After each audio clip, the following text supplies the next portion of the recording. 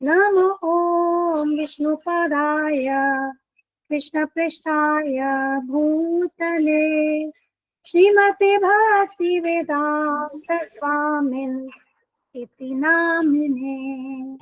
नमस्ते सारस्वते देवे गौरवाणी प्रचारिणे निर्विशेष शून्यवादी पाश्चात्य देशतारिणे।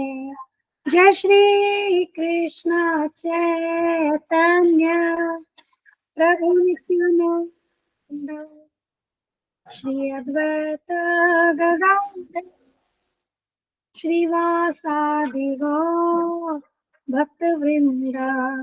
हरे कृष्णा कृष्ण कृष्ण हरे हरे हरे राम राम राम हरे कृष्णा कृष्ण कृष्ण हरे हरे हरे राम राम राम हरे हरे हरे कृष्णा कृष्ण कृष्ण हरे हरे हरे राम राम राम हरे हरे। भक्ति वेदांत स्वामी ठाकुर श्री प्रभुपाद की जय। जय हो, जय Srila Prabhupada. We are reading on the way to Krishna chapter 3। अब ये लास्ट पोर्शन बचा है इस चैप्टर का, ठीक है। This we are going to complete today. और कल हमने 7.11 इस पे शॉर्ट में चर्चा की थी, जो यहाँ पर इस चैप्टर में प्रभुपाद जी ने दिया है। बाकी डिटेल में हम सारे श्लोक करेंगे। अब नेक्स्ट देखिए यहाँ पर 7.12। यहाँ पर क्या बता रहे हैं भगवान श्री कृष्ण। एक बार इसको हिंदी में ओपन कर लेते हैं, ठीक है। ये देखिए, ये चैव सात्विका भावा रजस तामसाश्चये मत एवति तान विधि नत्वा अहम तेषु ते मयि। ठीक है, इसका अर्थ क्या है? तुम जान लो कि मेरी शक्ति द्वारा सारे गुण प्रकट होते हैं, चाहे वे सतोगुण हो, रजोगुण हो या तमोगुण हो। एक प्रकार से मैं सब कुछ हूं, किंतु हूं स्वतंत्र। मैं प्रकृति के गुणों के अधीन नहीं हूं, अपितु वे मेरे अधीन है। Know that all states of being, be they of goodness, passion or ignorance, are manifested by my energy. I am in one sense everything, but I am independent. I am not under the modes of material nature, for they, on the contrary, are within me. ठीक है, तो यहाँ पर भगवान क्या कह रहे हैं कि ये जो तीनों गुण है ना, सतोगुण, रजोगुण, तमोगुण, ये भगवान की शक्ति के द्वारा ही प्रकट होते हैं। तो सब कुछ भगवान से ही आया है, परंतु भगवान क्या है? वे स्वतंत्र हैं। भगवान प्रकृति के गुणों के अधीन नहीं है, अपितु प्रकृति के जो तीन गुण है वे उनके अधीन है। अब इसको लॉजिकली आप समझ सकते हो। एक है शक्तिमान, और फिर उनकी विभिन्न शक्तियां। अब शक्तियां जो है वो शक्तिमान से ही आई है, तो शक्तिमान शक्तियों के अधीन तो नहीं हो सकते ना। हाँ, शक्तियां शक्तिमान के अधीन हो सकती हैं। तो इसी प्रकार से भगवान शक्तिमान है, तो भगवान की ये सब शक्तियां हैं, तो ये शक्तियां भगवान के अधीन है, भगवान इनके अधीन नहीं है। ठीक है, और ये तीनों गुणों के विषय में 14वें अध्याय में चर्चा है। और हमने थोड़ी सी इस सीरीज की ना शुरुआत करी है वेद सारथी पे, गुणों के ऊपर। आई थिंक 2-3 वीडियोस होगी, मैं लिंक्स भेजूंगी, वो एक बार देखना। अब जन्माष्टमी से संबंधित कुछ सेवा थी, तो मैंने वो वीडियो थोड़ी होल्ड करके रखी है। अब आगे की वीडियो जब आएगी तो तीनों गुणों के विषय में हम डिटेल में उसमें, मतलब कम से कम 10-12 वीडियोस और आएंगी उसमें, तो उसको आप क्लोजली आप उसको वॉच करना, सारी वीडियोस को आप केयरफुली वॉच करना। आपको पूरा डिटेल में ये तीनों गुण समझ में आ जाएंगे। बट यहाँ मेन बात समझने की क्या है कि ये जो प्रकृति के गुण हैं, ये भगवान की शक्ति से उत्पन्न हुए, क्योंकि ये भौतिक शक्ति से उत्पन्न हुए, ठीक है, जो कि भगवान की अपरा शक्ति है। अब भगवान इनके अधीन नहीं है, तो इसका मतलब जो लोग भगवान की लीलाओं को भौतिक जो मनुष्यों के कार्यकलाप है या किसी भी भौतिक कार्यकलाप से जो जोड़ करके देखते हैं, तो वो भगवान की वास्तविक लीलाओं को नहीं समझ पा रहे हैं। ठीक है, क्योंकि भगवान क्या कहते हैं? भगवान की लीलाएं दिव्य है। दिव्य का मतलब क्या होता है? आध्यात्मिक। ठीक है, और ये जो गुण क्या है? ये तीनों सतोगुण, रजोगुण, तमोगुण, ये भौतिक गुण है। तो भगवान की लीलाएं दिव्य है, मतलब भगवान की लीलाएं इन गुणों से, इन गुणों के अधीन नहीं है, इन भौतिक प्रकृति के गुणों से परे हैं। ठीक है, ऐसे समझना है। संसार के सारे भौतिक कार्यकलाप प्रकृति के गुणों के अधीन संपन्न होते हैं। यद्यपि प्रकृति के गुण परमेश्वर कृष्ण से उद्भूत है, किंतु भगवान उनके अधीन नहीं होते। उदाहरणार्थ देखिए, बहुत अच्छा उदाहरण यहाँ प्रभुपाद जी दे रहे हैं कि राज्य के नियम अनुसार कोई दंडित हो सकता है, किंतु नियम बनाने वाला राजा उस नियम के अधीन नहीं होता। इसी प्रकार प्रकृति के सभी गुण सतो रजो तथा तमोगुण भगवान कृष्ण से उद्भूत है, किंतु कृष्ण प्रकृति के अधीन नहीं है, इसीलिए वे निर्गुण है। जिसका तात्पर्य है कि सभी गुण उनसे उद्भूत है, किंतु ये उन्हें प्रभावित नहीं करते। यह भगवान का विशेष लक्षण है। ठीक है ना? तो भगवान को निर्गुण कहते हैं। ठीक है, निर्गुण का मतलब ये नहीं है कि उनमें कोई गुण नहीं है, नहीं, इसका अर्थ है कि वे भौतिक गुणों के अधीन नहीं है, मतलब भौतिक गुण का कोई संबंध नहीं है भगवान के साथ, ऐसे समझिए।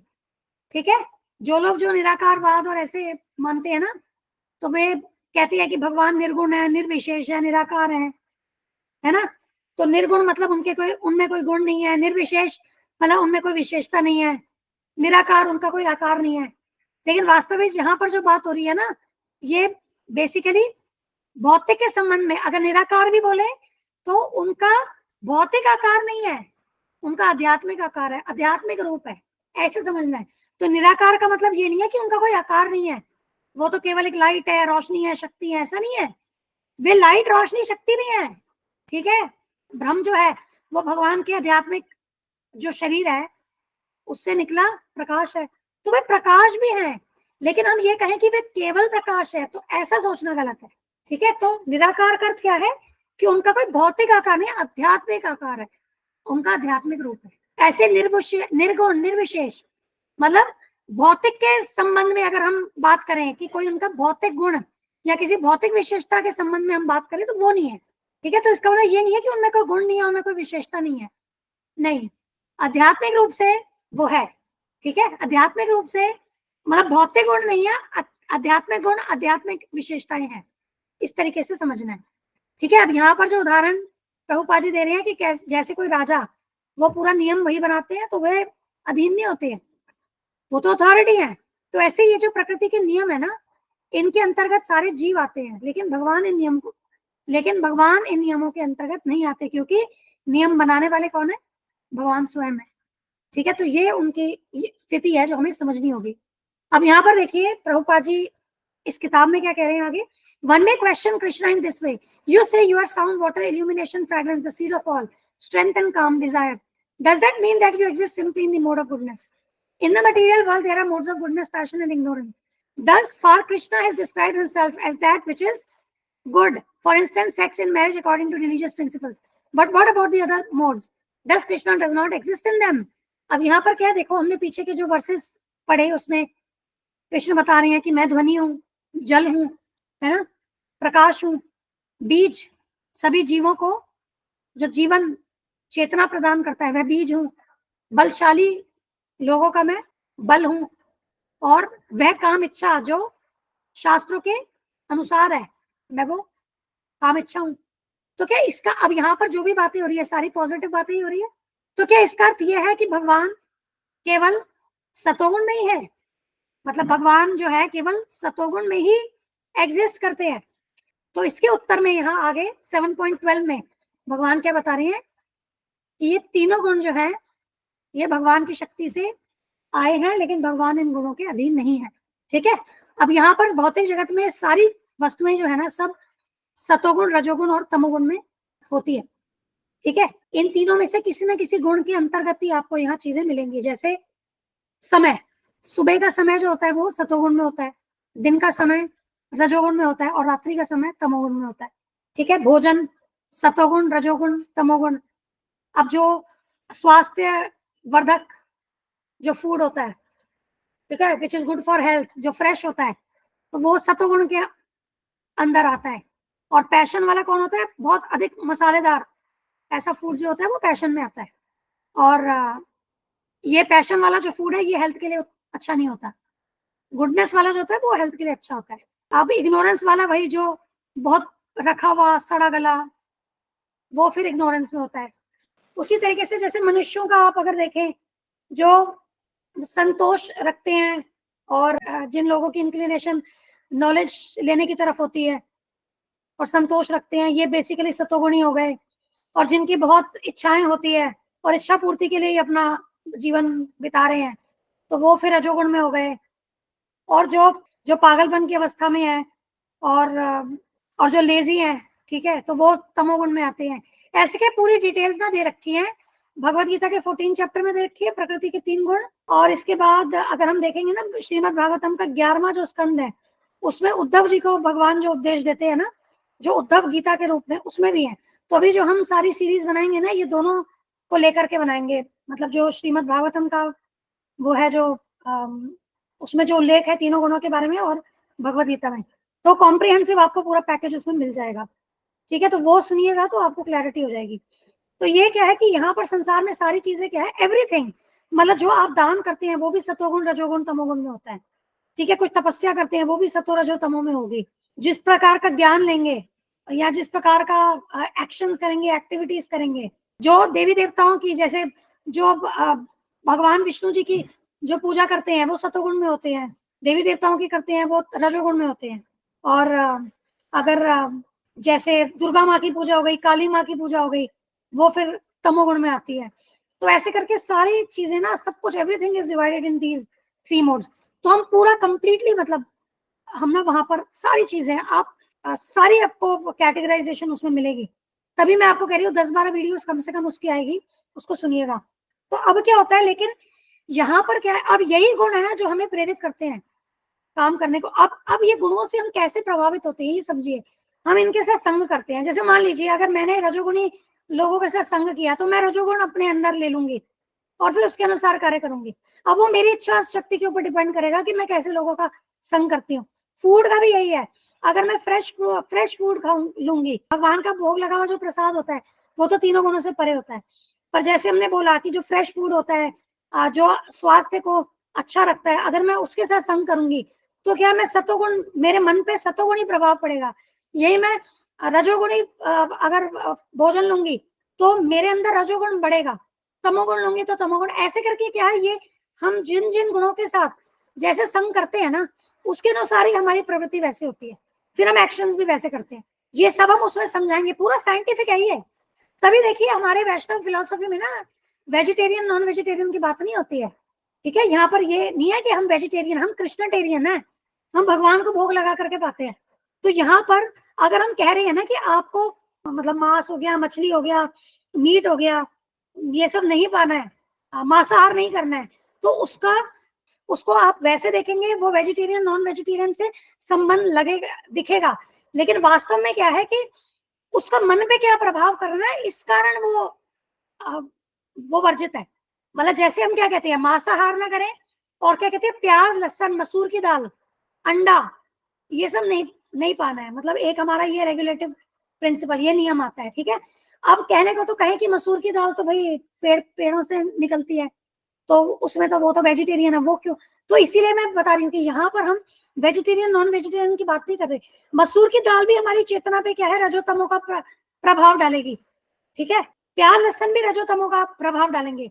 उसी प्रकार से जैसे मांसाहार, अब मांसाहार में एक एडिशनल चीज क्या आ गई, आपको और ज्यादा पाप आ गया प्याज लहसुन में और मसूर की दाल में। ठीक है, आप वैसे जीव हत्या का वो लेवल का वो वायलेंस नहीं आ रहा है ना, वो हिंसा उतनी लेवल की नहीं आ रही है जितना जीव हत्या की में आ रही है। लेकिन प्रभाव जो होगा ना हमारी चेतना पे, वो रजोतमो का प्रभाव हो जाएगा, तमो का प्रभाव हो जाएगा बेसिकली, इसीलिए ये वर्जित है। ठीक है, तो यहाँ पर हम कभी भी अब गुरुजी तो बड़ा क्लियर बोलते हैं कि ऐसे तो बकरी भी वेजिटेरियन है ना, तो क्या वो श्रेष्ठ हो गई? तो हमें समझना होगा कि केवल वेजिटेरियन मान लेने से कोई श्रेष्ठ नहीं हो जाता। हम लोग बहुत, मतलब कई लोगों को बहुत प्राउड फील होता है, देखो हम तो वेजिटेरियन है, लेकिन आपको उसको गहराई से समझना है कि वेजिटेरियन नॉन वेजिटेरियन या ये विभिन्न प्रकार के जो फूड आइटम्स है वो हमारी चेतना पे किस प्रकार से कार्य करते हैं और क्यों ये चीजें वर्जित है, क्या है, आपको डिटेल में वो जानना भी जरूरी है। ऐसे तो बहुत हर्बीवोरस एनिमल्स है जो ये पेड़ों के ऊपर जीते हैं, लेकिन वो बेहतर तो नहीं हो गए, है ना? तो समझना, आई होप यू अंडरस्टैंड जो मैं बताने की कोशिश कर रही हूँ। तो समझना है हमें कि मनुष्य जीवन क्या है, कि रिस्पॉन्सिबिलिटी का जीवन है। आपने बड़ा नॉर्मल स्टेटमेंट में सुना होगा कि हमें केयरफुली अपनी आंख कान सब कुछ दिमाग खोल करके चीजें देखनी है, समझनी है। तो वो जिम्मेदारी है हमारी। Everything we must see from the शास्त्रिक पॉइंट ऑफ व्यू। शास्त्रों में क्या बताया जा रहा है, हर चीज को उस हिसाब से देखने का प्रयास, उस तरीके से देखने का प्रयास करें, तब आपको उसके पीछे साइंस पता चलेगी। ये स्पिरिचुअलिटी है ना, ये एक विज्ञान है। जैसे भौतिक विज्ञान होता है ना, ये आध्यात्मिक विज्ञान है। तो जब गहराई से जानेंगे तभी उस विज्ञान को समझ पाएंगे। ठीक है, तो इसीलिए हमारा कर्तव्य क्या है, हमें मोड ऑफ गुडनेस, सत्वगुण में प्रयास करना चाहिए कि सत्वगुणी चीजों के साथ हम संग करें। रजोतमो को हमें बिल्कुल रिजेक्ट करना है। और वास्तव में तो ये 3 गुणों के बियॉन्ड एक गुण आता है जिसको कहते हैं शुद्ध सत्वगुण। ठीक है, वसुदेव तत्व, इसके बारे में भी हम अभी वीडियो डालेंगे इसी वीक में, वसुदेव तत्व। तो क्या होता है कि जो वसुदेव जी है ना, जिनके यहाँ भगवान श्री कृष्ण, जो भगवान श्री कृष्ण के पिता है वसुदेव जी, वो जो वसुदेव जी है ना, वो शुद्ध सत्व के पर्सोनिफिकेशन है। ठीक है, मतलब जो वसुदेव जी हैं वो शुद्ध सत्व को रिप्रेजेंट करते हैं, तभी शुद्ध सत्व गुण को वसुदेव तत्व बोलते हैं। अब शुद्ध सत्व का मतलब क्या है, अब ये समझिए कि यहाँ पर संसार में जो तीनों गुण होते हैं ना, ये मिश्रित अवस्था में कार्य करते हैं। आपको कोई भी individual pure goodness, pure passion, pure ignorance वाला नहीं मिलेगा, हमेशा मिक्स मिलेंगे।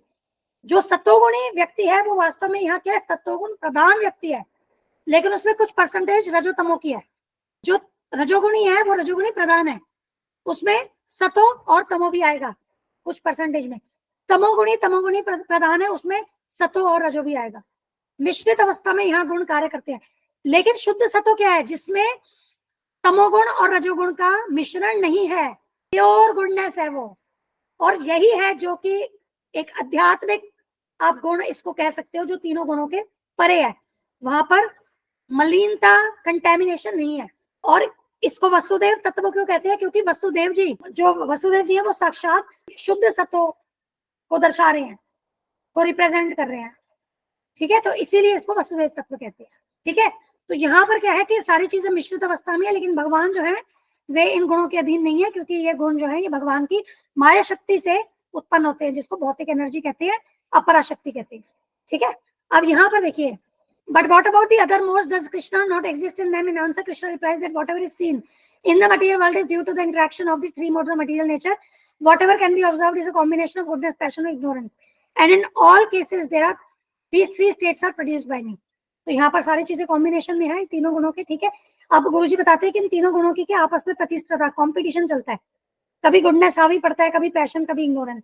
और आप अपनी भी डे टू डे लाइफ में देख सकते हो, कभी कभी आपको नहीं लगता कि आप बहुत ही मतलब सतोगुणी अवस्था में, कभी कभी लगता है हम बहुत संतुष्ट हैं, बहुत खुश हैं, हम बहुत शांत हैं और प्रसन्न चित्त हैं। और कभी क्या होता है, कोई ऐसी बात हो जाती है तो हमें गुस्सा आ जाता है, और वो जो हमारी शांत वाली स्थिति है वो बिल्कुल ही चेंज हो गई है ना। तो फिर आप देखिए, तब आप सतोगुणी प्रधान हो रहे थे, और जब आप कहीं गुस्सा कर रहे हैं, और कई बार बेवजह गुस्सा भी कर लेते हैं हम। ठीक है, जिसको कामरोष कहते हैं, जो अपनी इच्छा, देखो 2 प्रकार के गुस्सा होता है, एंगर इज ऑफ 2 टाइप्स, एक होता है कामरोष, एक धर्मरोष। ठीक है, तो यदि आप कामरोष कर रहे हैं, मतलब अपनी इंद्रिया को संतुष्टि नहीं मिल रही है, उसके लिए अगर आप गुस्सा कर रहे हैं तो वो कामरोष है। तो वो फिर आपका क्या है, पैशन में आ गया एक तरीके से। ठीक है, अब वहीं पर उस गुस्से में आप इतना बुरा भला कह गए और कुछ डिग्रेडेड काम कर गए, तो फिर वो आप इग्नोरेंस में आ गए, है ना। तो ये क्या है कि ये आपस में क्या प्रतिस्पर्धा इनमें चलती है, कभी कोई प्रधान हो जाता है, कभी कोई। तो इसीलिए क्या है, हम जितना सतोगुणी, हम वैसे तो कृष्णा कॉन्शियसनेस के हिसाब से देखें तो हमें तो तीनों गुणों के परे, मतलब हमें भगवत गीता, भागवतम, इनको पढ़ना चाहिए, गुरु की वाणी को सुनना चाहिए, भक्तों का संग करना चाहिए, ताकि हम तीनों गुणों से परे रहें। लेकिन अगर भौतिक अवस्था में भी जो है, उनको एटलीस्ट पैशन, इग्नोरेंस की स्टेट में ना जाकर एटलीस्ट गुडनेस तक रहना चाहिए।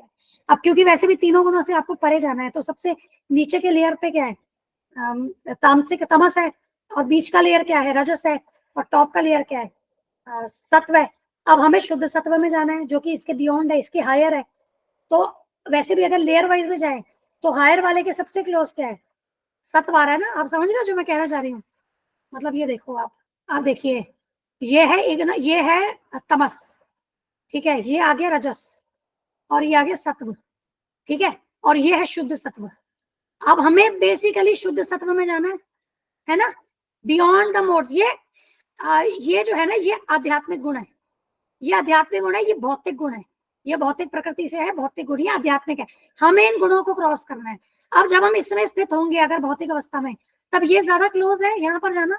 अगर हम यहाँ पर संग करेंगे, यहाँ पर संग करेंगे, तो हमें रास्ता जो है ना ज्यादा दूर हो जाएगा वहां तक पहुंचने में।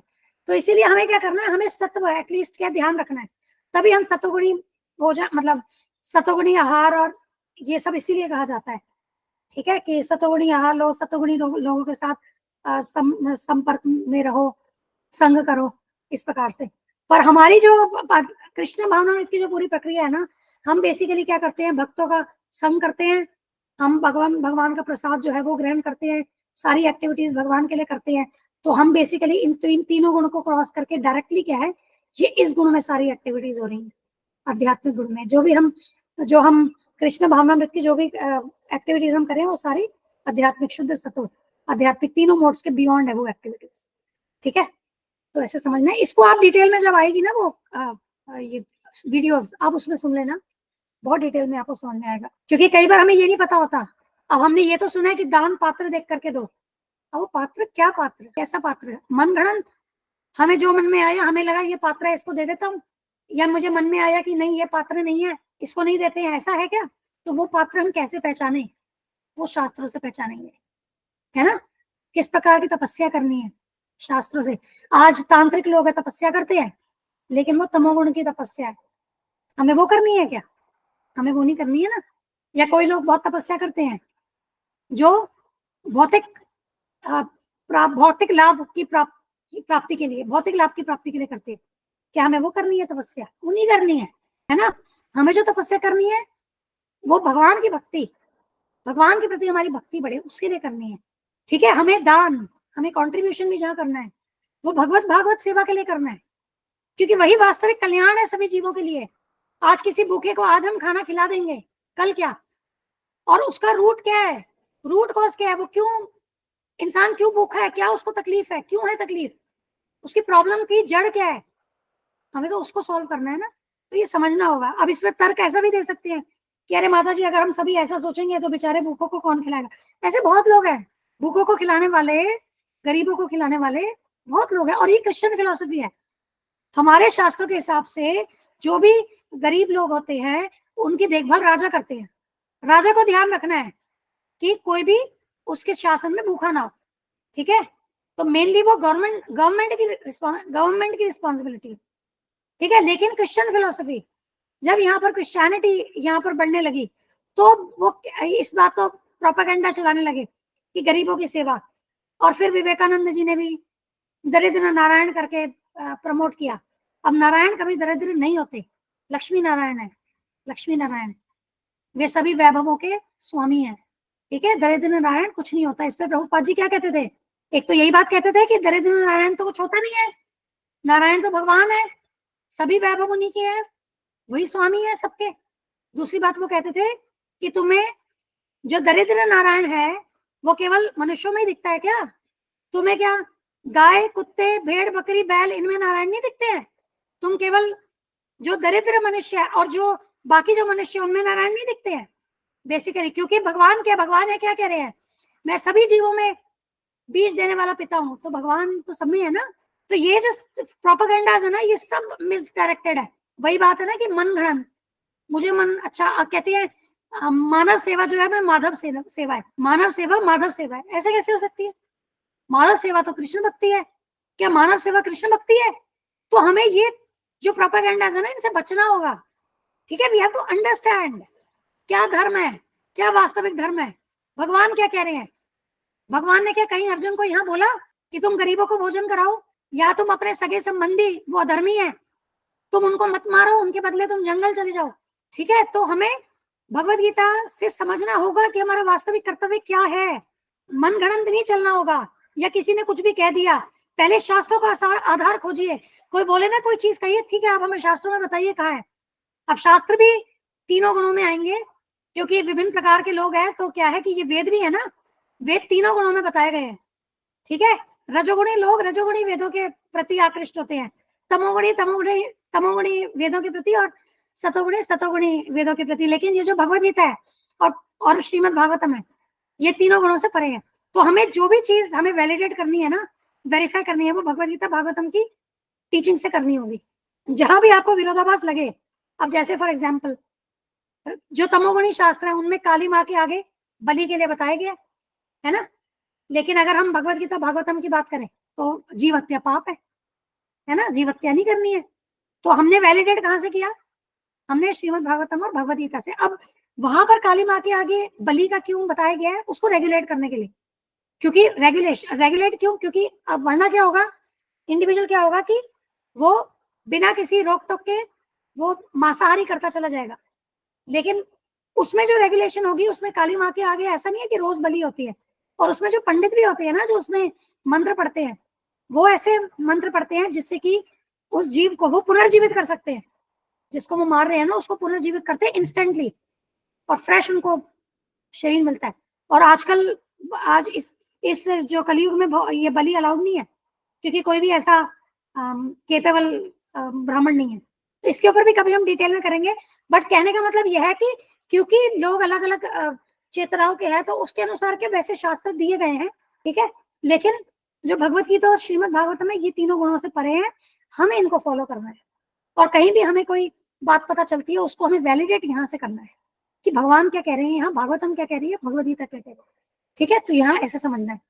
तो अब आगे देखिए कि भगवान क्या कह रही है, तीनों गुण जो है ये भगवान के द्वारा ही आए हैं, because they are produced by Krishna, their position is in him but he is not in them, for Krishna himself is transcendental to the three modes.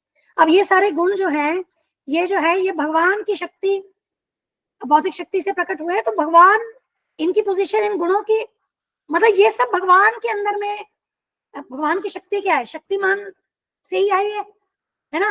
तो एक प्रकार से क्या है कि वो भगवान में ही समाहित है, लेकिन भगवान उनमें नहीं है, मतलब भगवान उन मोड से प्रभावित, उन गुणों से प्रभावित नहीं होते हैं, ठीक है।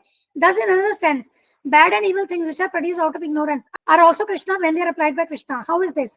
For example, an electrical engineer is producing electrical energy. In our homes, we are experiencing this electric energy as coldness in the refrigerator or heat in the electric stove.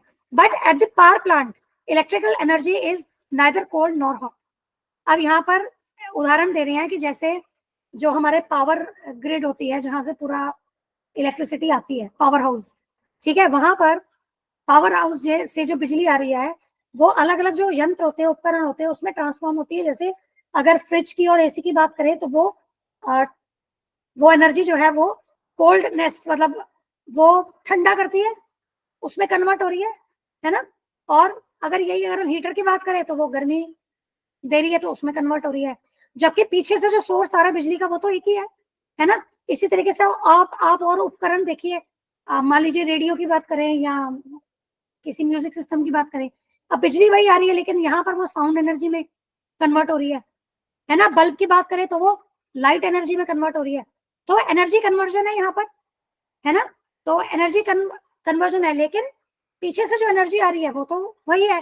तो इसी तरीके से एनर्जी जो भगवान की है तो वो किस तरीके से वो अप्लाई हो रही है ना, तो वो उस प्रकार से क्या, जैसे आप एक तरीके से और भी एग्जांपल देख सकते हैं कि जैसे सूर्य की रोशनी है, जब अगर वो आप किसी प्रिज्म में से या किसी प्रिज्म जानते हैं ना, ये होता है, एक मिनट, त्रिकोण क्या बोलते हैं उसको, प्रिज्म इन हिंदी इसको कहते हैं, ये है, ठीक है। अब ये देखो प्रिज्म, तो इसमें क्या होता है, लाइट जाती है और ये अलग अलग भिन्न डिफरेंट लाइट्स में ये कन्वर्ट हो रही है, ठीक है, रिफ्रैक्ट हो रही है, इसको रिफ्रैक्शन बोलते हैं, ठीक है। तो उसी तरीके से क्या है, पीछे सोर्स वही है लेकिन यहाँ पर वो जो है ना डिवाइड हो रहा है, एक तरीके से अलग अलग तरीके से वो एग्जिबिट हो रहा है, ठीक है। तो ये जो है एनर्जी जो है इसकी manifestation of this energy may be different for the living entities but for Krishna they are not different. तो भगवान के लिए, सोर्स के लिए तो वो वही एनर्जी है ना। यहाँ पर आकर के वो क्या है, हमें डिफरेंट मोड्स में दिख रही है।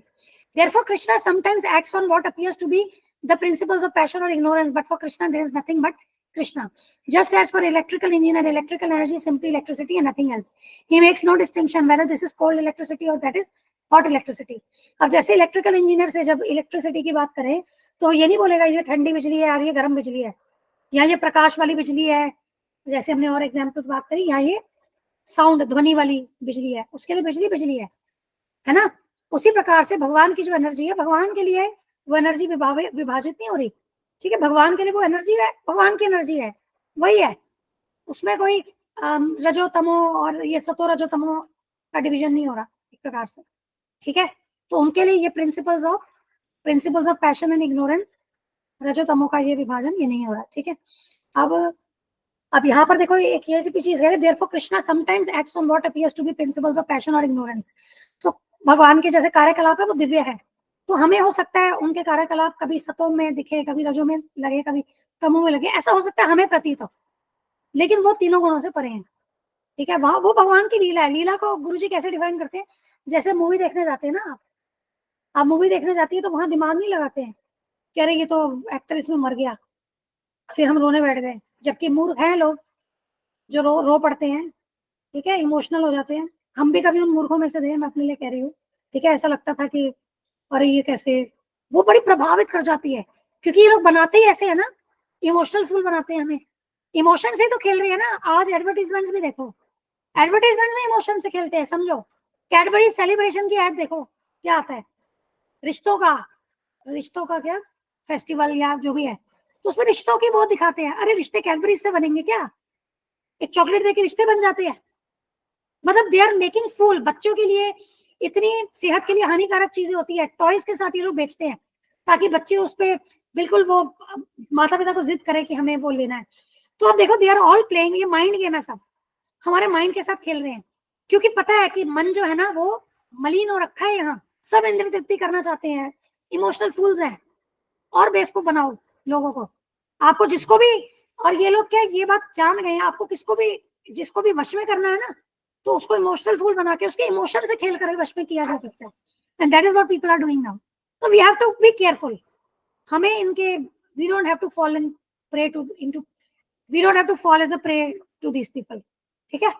अब यहाँ देखिए, everything is being, I am sorry बहुत डिविएशन हो रही है, पता नहीं क्या क्या दिमाग में आ रहा है, बट मैं चाहती हूँ कि मैं आपसे शेयर करूँ, हो सकता है वो डायरेक्टली रिलेट नहीं हो रहा हो, लेकिन मैं मन में रखना नहीं चाहती हूँ कि मैं भूल जाऊं उस बात, ठीक है। Everything is being generated by Krishna, indeed the Vedanta Sutra confirms, अथा तो ब्रह्म जिज्ञासा जन्मादि यस्य यथा, everything is flowing from the supreme absolute truth, what the living entity is considering is to be what the living entity is considering to be bad or good is only so for the living entity, for his condition. But because Krishna is not conditioned, for him there is no question of bad or good. Because we are conditioned, we are suffering from dualities, but for him everything is perfect. अब देखो, जो भी भगवान से generate हो रहा है, ठीक है, वो भगवान के लिए वो उसी रूप में रहता है एक प्रकार से। अब क्योंकि यहाँ पर क्या भौतिक जगत में हम देखेंगे द्वंद होता है, जैसे सुख और दुख, अच्छा बुरा, जय पराजय, लाभ हानि, द्वंद, ड्युअलिटी बोलते हैं इसको इंग्लिश में, ठीक है, दोस्त दुश्मन, ड्युअलिटी। क्यों, क्योंकि हम यहाँ पर कंडीशनड है, हम यहाँ पर बद्ध अवस्था में है, ठीक है, इसीलिए हमें यहाँ चीजें इस प्रकार से दिखती है, ड्यूअल मोड में दिखती है, अच्छा बुरा, दोस्त दुश्मन, और जो हमने अभी एग्जाम्पल्स लिए। अब भगवान बद्ध नहीं है ना, भगवान भगवान है, भगवान इन प्रकृति के गुणों के अधीन नहीं है, हम तो इन गुणों से यहाँ बंधे हैं, इसीलिए हमें इस प्रकार से ड्युअलिटी दिखती है, द्वंद दिखता है। लेकिन भगवान के लिए कोई भी चीज ना गुड और बैड की कैटेगराइजेशन में नहीं है। और यहाँ पर देखिए वेदांत सूत्र है, वेदांत सूत्र के ना 2 सूत्र यहाँ प्रभुपाद जी ने बताए हैं। एक है अथा तो ब्रह्म जिज्ञासा, इसका अर्थ क्या होता है, अथ अतः ब्रह्म जिज्ञासा, अथ का मतलब होता है नाउ, अतः देयरफॉर, ब्रह्म जिज्ञासा, ब्रह्म की जिज्ञासा करो, मतलब अब क्योंकि तुम्हें अब मनुष्य जीवन मिला है, अब ब्रह्म की जिज्ञासा करो, यह है अथा तो ब्रह्म जिज्ञासा का मतलब।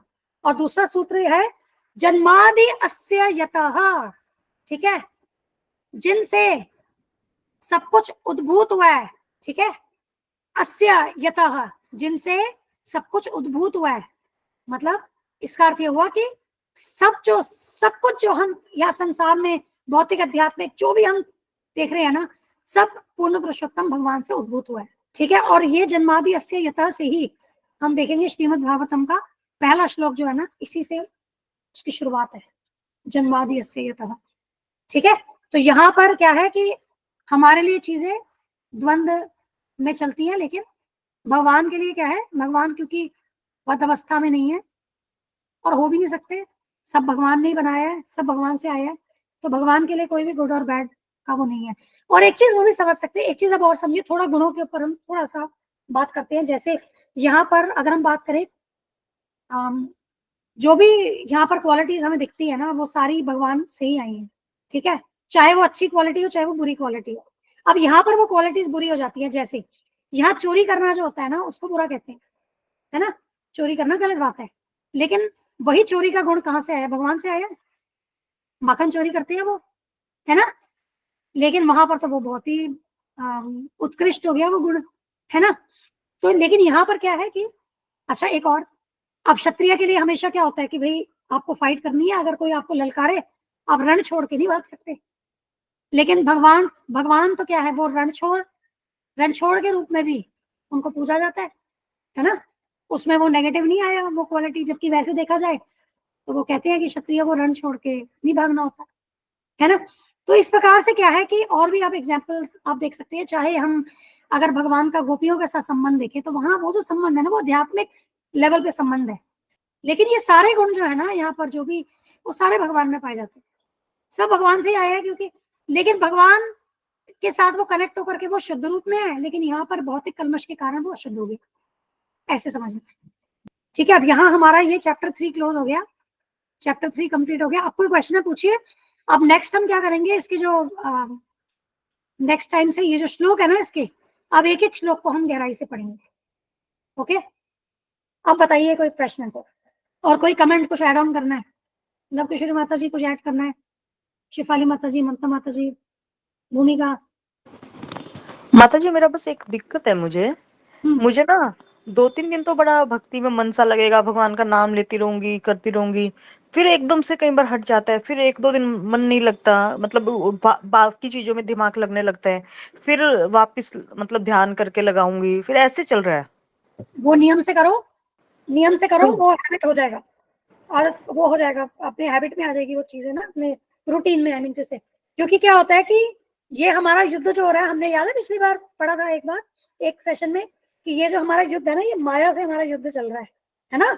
और जो हमारी परिस्थितियां भी आसपास है, वो कृष्ण भक्ति के लिए बहुत ज्यादा फेवरेबल नहीं है, क्योंकि संसार में माया ही माया है। तो शुरू में प्रयास करना पड़ेगा और संघर्ष होगा, ऐसा लगेगा कि हम भटक रहे हैं, और अप्स एंड डाउन आते हैं भक्ति में, डिविएशन आती है, लेकिन फिर वापस आपको क्या है कि फोकस पे लाना है। उसी तरीके से जैसे बच्चे पढ़ाई करते हैं, कई बार ध्यान भटकता है, तो कहते हैं ना, नहीं बेटा आप फोकस, तो प्रैक्टिस। आप एक्चुअली क्या है कि देखो, ये जो हो रहा है ना, इसका कारण क्या है, मन। भगवान कहते हैं भगवत गीता में कि जो ये मन होता है ना, ये हमारा मित्र भी और शत्रु भी है। अब मित्र कब है, जब हम इसको कंट्रोल में कर सके, शत्रु कब है, जब ये अनकंट्रोल हो जाए। और इस मन को कैसे हमें काबू करना है, आध्यात्मिक बुद्धि से। आध्यात्मिक बुद्धि कैसे आएगी, आध्यात्मिक ज्ञान लेने से। एक तो डेली बेसिस पे आपको गुरु जी के देखो 2500 से ऊपर लेक्चर्स हैं, सारे सुन डालो, एकदम अपने अंदर ना एक पैशन ले आओ कि मेरे को सुनना है बस, ये को 2500 मुझे ये टारगेट आप कि मेरे को रोज 4 या 5 लेक्चर या 3 लेक्चर, जो भी आपका टाइम जितना आपके पास है, और टिक करते जाओ कि इतने मैंने सुन लिए। नोटबुक में ना लेक्चर का नाम बेशक आप टाइटल लिख करके टिक मार्क करते जाओ, जैसे भी आपको ठीक लगे। एक तो हाँ ये करो। माता जी, ये ठीक है आपकी बात, क्योंकि ना मेरे को कई बार रिपीट आते रहते हैं, वो मैं लेक्चर का नाम लिख के टिक करती हूँ फिर। हाँ, तो सारा वैसे करो, ठीक है। और क्या करो, एक और रूटीन का नियम कि अपनी चेकलिस्ट बना के रखो कि मुझे ये 10 काम आध्यात्मिक जो है ना डेली के, ये मुझे करने हैं। चाहे वो मंगला आरती हो, चाहे वो भोग सेवा हो, जो भी है ना, उसको एक लिस्ट बना लो, दिन की टू डू लिस्ट होती है ना, उस पर टिक मार्क करते जाओ।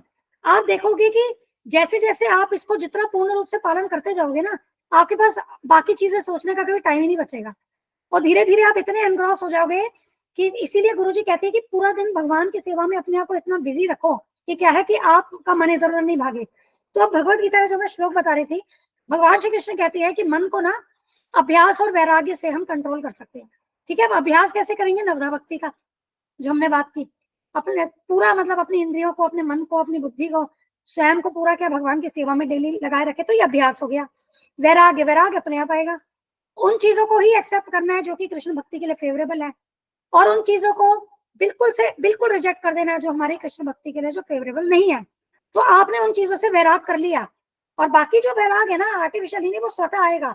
जैसे जैसे आपका भगवान के प्रति आपकी अटैचमेंट बढ़ेगी ना, तो संसार से डिटैचमेंट अपने आप ही होती जाएगी, वो स्वतः आएगा। लेकिन एट द फर्स्ट स्टेज आपको क्या करना है, आपको सारी एक्टिविटीज भगवान के लिए करनी है, और जो फेवरेबल एक्टिविटीज है, फेवरेबल चीजें, उन्हीं को एक्सेप्ट करना है, जो भक्ति के फेवरेबल नहीं है उसको रिजेक्ट करना है कॉन्शियसली। तो ये हो गया अभ्यास और वैराग। तो धीरे धीरे फिर माइंड क्या है वो कंट्रोल में आता है। मैं भी प्रयास ही कर रही हूँ।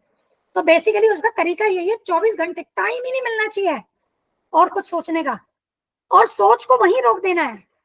थिंकिंग फीलिंग विलिंग, याद है हमने बात की थी मन की, thinking feeling willing, thinking stage पे उसको हिट करो, उसको वहीं पर खत्म कर दो, तो फीलिंग विलिंग होगा ही नहीं।